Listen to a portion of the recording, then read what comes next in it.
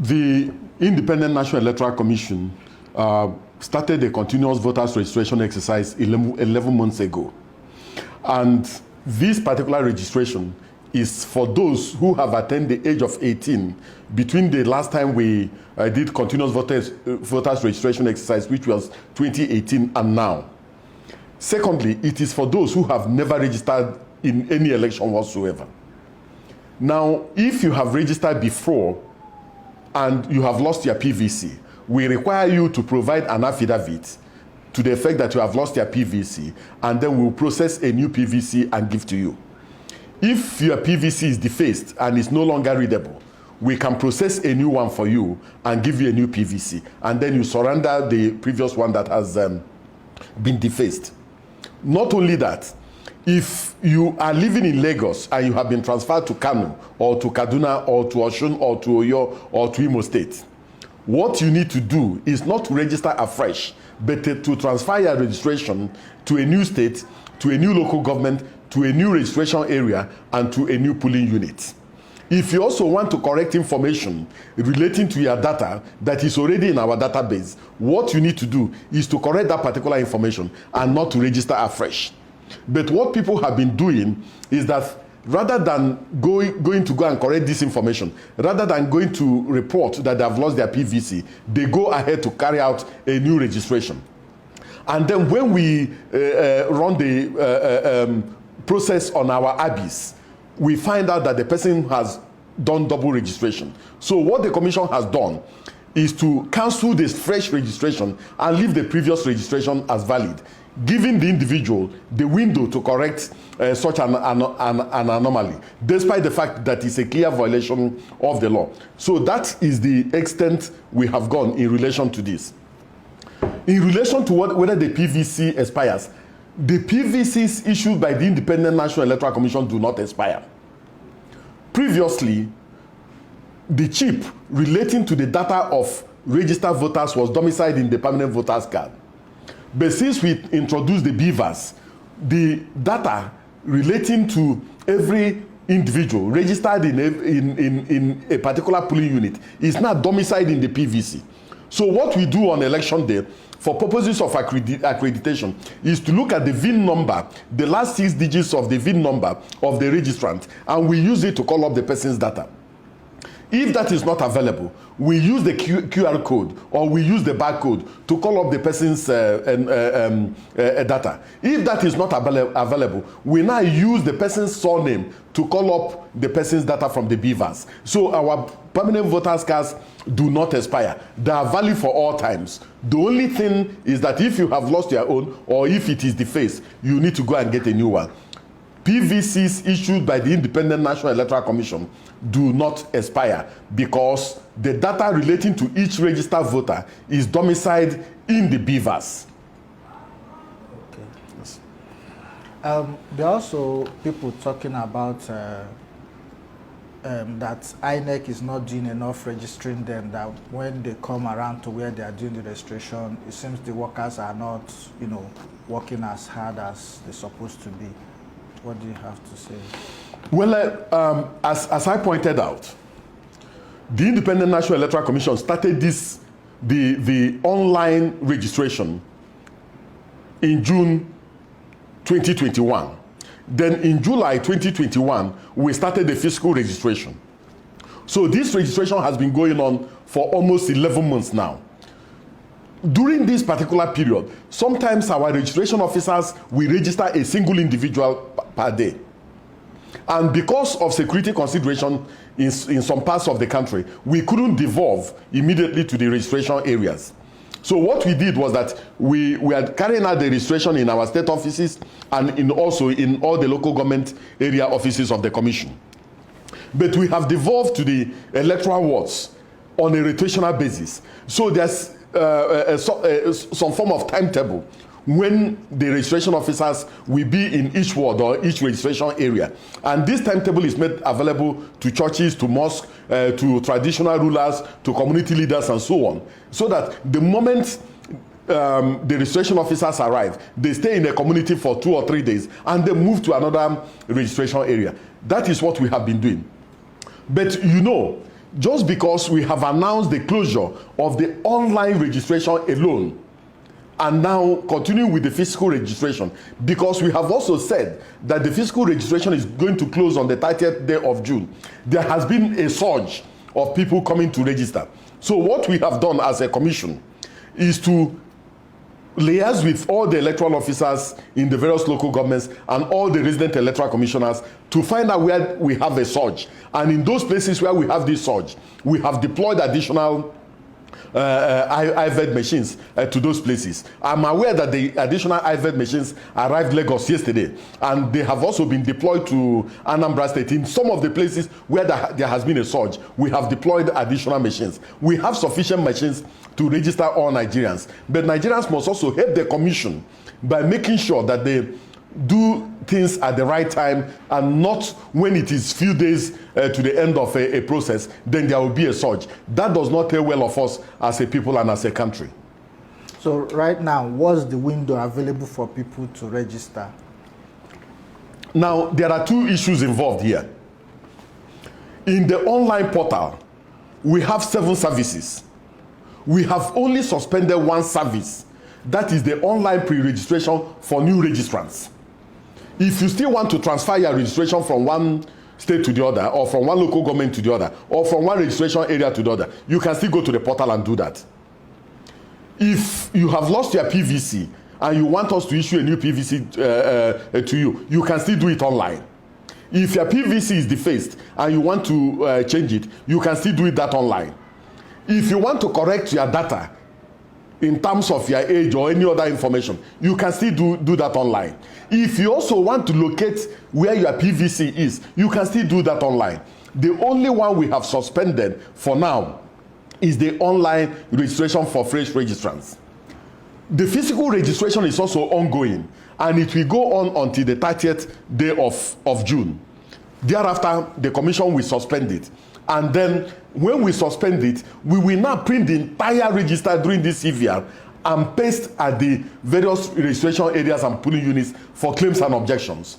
Thereafter, we are going to run the ABs to find out whether some people have engaged in double or multiple registration, and we remove those people. And then we will now print the PVC of all the new registrants, those who have done transfer, those who are engaged in new registration, those whose data has a challenge or one other thing or the other. And then we give to them. Thereafter, we will print the register and give to each registered political party in readiness for the election. The law makes it mandatory that everything relating to the permanent voters card, relating to registration, relating to updating of the voters register must end 90 days to the election. It is mandatory. The word that the law uses is shall. It shall end. And so the commission wants to conform to the dictates of the law, wants to conform to the provisions of the law, and wants to remain on the right side of the law. Thank you. Another question I want to ask is about the collection of PVC. Yes. You know, there have been stories out there that Inec is not, giving people. Sorry, Inec is complaining that they have packs of uncollected PVC. People are not coming to collect them. I don't know what you have to say. Now, there are two sets of PVCs that are in issue. There are PVCs that remain uncollected prior to the 2019 general election, and these ones runs to up to 11 million. These PVCs were quarantined in the central bank in the various states during the election. After the election, we retrieved some of these PVCs back to our state and local government offices. Then there are the new PVCs that have been printed during this continuous voters registration exercise, and that is the PVC for those who registered during the first and second quarter. For those who registered during the first and second quarter, their PVCs are in the states and local governments, and even those who are going around the wards have the PVCs for those in particular wards. The rate of collection of the new PVCs has been very, very high, but the rate of collection of the old PVCs has been very, very low. And as a commission, what we are definitely going to do is that after the 2023 general election, we are going to meet as a commission and make a determination on what to do with that particular backlog. the commission may determine that we are going to quarantine them forever, or that we are going to destroy them. But no decision has been taken because they are much. But these new PVCs, the rate of collection has been very high. And for those whose PVCs have not been printed, that is for those who registered during this third quarter and those who are registering during this fourth quarter, the moment their PVCs are ready, we are going to send bulk SMS to them. We are going to also use their email addresses to tell them that their PVCs are ready and that they should come for collection. Our assurance to Nigerians is that all those who made efforts to register will collect their PVCs well ahead of the 2023 general election. And for those who have not registered, the commission is making efforts to deploy additional machines so that those who have not registered will register. This commission is determined not to leave any individual that wants to register behind. We are going to register all Nigerians that present themselves for purposes of registration. We are not going to leave any Nigerian behind because it is their constitutional right and also is their sovereign right to register. We want to show that the vote has power. We want to show that the vote has potency, and it's only by registering, collecting the PVC, and showing up on election day that we can give value to the vote and also show that that permanent voters card has potency and can change the dynamics and trajectory of this country. Thank you. Let's go to insecurity. Recently, the registrations are going on, like you said, but recently there was an attack on your Inec staff that are doing the registration in Imo State. Yes. I don't know. What's Inec's plan to forestall such attack when their staff are out there trying to register people and they have such insecurity situation? As of today, the commission suspended the continuous voters registration in Osu local government of Imo State. We suspended in Njaba local government of Imo State. We suspended in Ihituboma, a local government of Imo State, on grounds of insecurity. Now, before we started this continuous voters registration exercise, we met with the different stakeholders, we met with the different communities, we met with the different town unions, and we met with traditional rulers, and assured the commission that they are going to provide security for our staff engaging in this continuous voters registration exercise. We also approached the security agencies who provide minimal security for our staff. But in this respect, I believe that the issue of insecurity cuts across almost all states of the federation. So what we decided is that we are going to roll out and roll back. If we roll out and we encounter serious security challenges, we roll back to our state and local government offices. We have security challenges in so many of the local governments in Katsina State where we are not carrying out voters registration. The same thing in Zamfara. The same thing in Kebbi. The same thing in parts of Sokoto State. The same thing in parts of Kaduna State and so on. So the Southeast has its own peculiar challenges. The Northeast, and even North Central have their own peculiar challenges. So we are rolling out and rolling back. Our hope and our prayer is that the security agencies should continue to do the needful, should continue to degrade the security challenges we have in so many of these states so that we can register as many people as possible. Now, for those who are in IDP camps and who have lost their permanent voters cards, we are making special arrangements to register them. And we're also making special arrangements to make sure that during the elections, those in ID camps are able to vote. We are going to recreate their registration areas and also recreate their polling units in the IDP camps. And so we want to assure them that despite the challenges they're having, despite the tragedy some of them have gone through, that we are also going to make sure that they vote as Nigerians. And so we are making efforts in that direction. Okay. 2 questions to wrap up. Yeah. So, people have always complained that when people that have their PVC, they say, oh, I collected my PVC or I registered in Imo State, but now I've got a job in Lagos. Why can't I vote in Lagos? Or must I have to travel down to Imo State during election to vote? Meanwhile, I've located to Lagos. Is there any, what is INEC doing about this such situation since everything is going digital now? Well, this commission is a creation of the Constitution and a creation of the law. The Constitution gives us the power to organize, undertake, and supervise elections.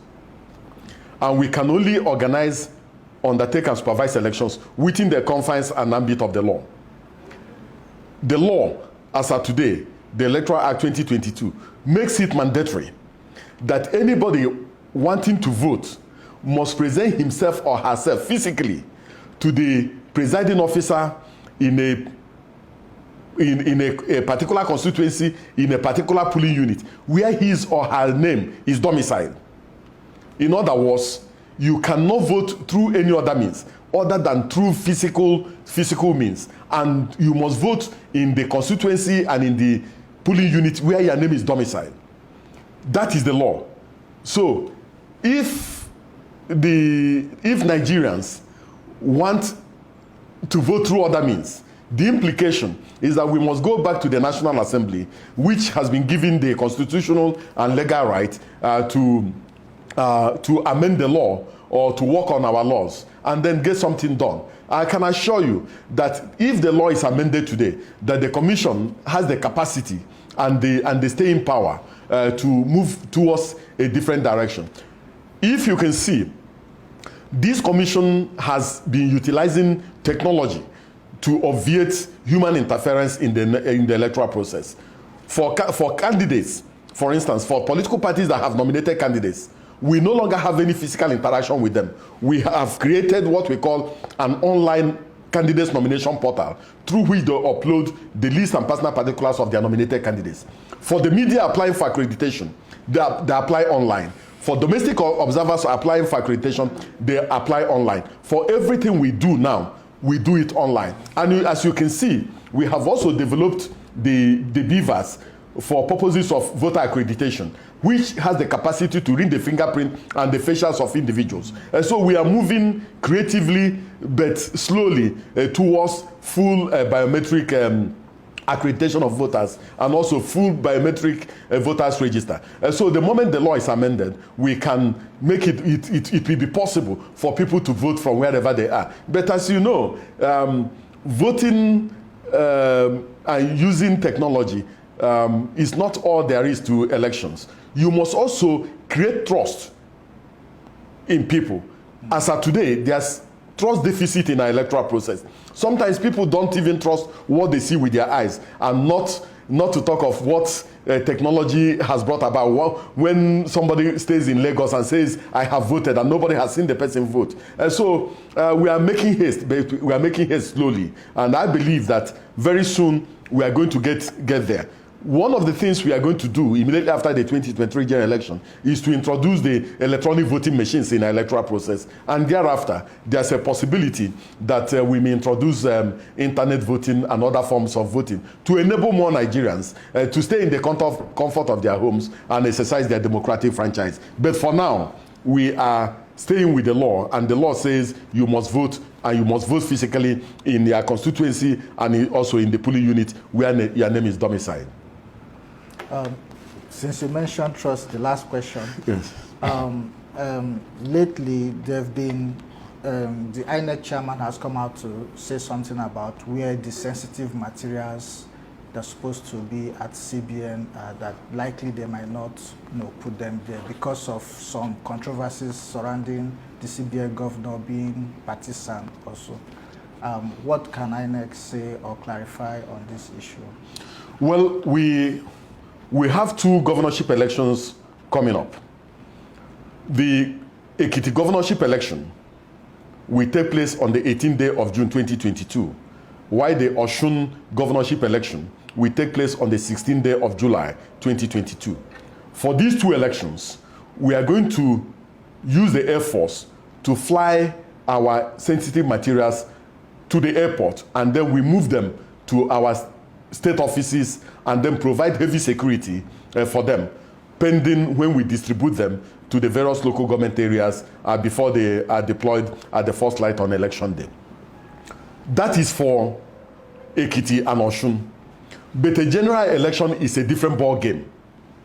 For a general election, for instance, we project that we may likely have 93 million registered voters going into the 2023 general election.